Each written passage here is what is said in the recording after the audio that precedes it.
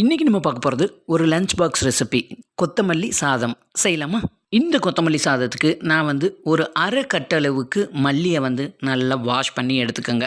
மல்லியை நல்லா வாஷ் பண்ணி எடுத்துகிட்டு நான் இதை ஒரு மிக்ஸி ஜாரில் இந்த மல்லி இலையெல்லாம் மிக்ஸி ஜாரில் சேர்த்துக்கலாம்.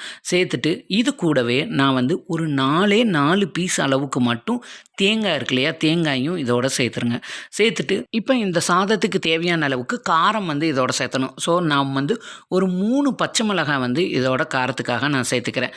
சேர்த்துட்டு இதை ஒரு ஃபைன் பேஸ்ட்டாக அரைச்சி தனியாக எடுத்து வச்சுக்கலாம். மல்லி சாதத்துக்கு தேவையான பேஸ்ட்டு இப்போ ரெடி பண்ணியாச்சு.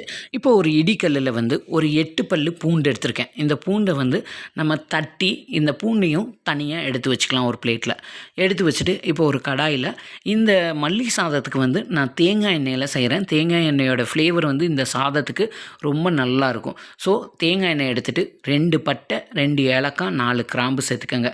இப்போ நம்ம தட்டி எடுத்து வச்சுருக்கோம் இல்லையா பூண்டு, அதையும் சேர்த்துருங்க.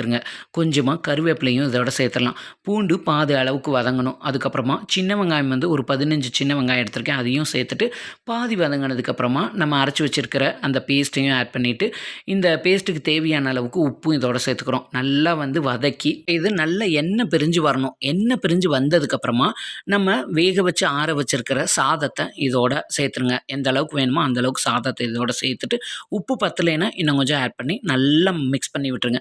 மிக்ஸ் பண்ணிவிட்டு ஒரு 4 to 5 நிமிஷம் சிம்மில் வச்சுட்டு சாதம் நல்லா சூடானதுக்கப்புறமா ஸ்டவ் ஆஃப் பண்ணிடுங்க. நல்ல சுட சுட ஒரு அருமையான கொத்தமல்லி சாதம் ரெடி ஆயிடுச்சு. கொத்தமல்லி உடம்புக்கு ரொம்ப ரொம்ப நல்லதும் கூட. லஞ்சுக்கு என்ன குழம்பு வைக்கிறதுன்னு தெரியாதப்ப இந்த மாதிரி மல்லித்தலை மட்டும் இருந்ததுன்னா டக்குன்னு ஒரு மல்லி சாதத்தை லஞ்ச் பாக்ஸுக்கு ஈஸியாக செஞ்சு கொடுத்துடலாம்.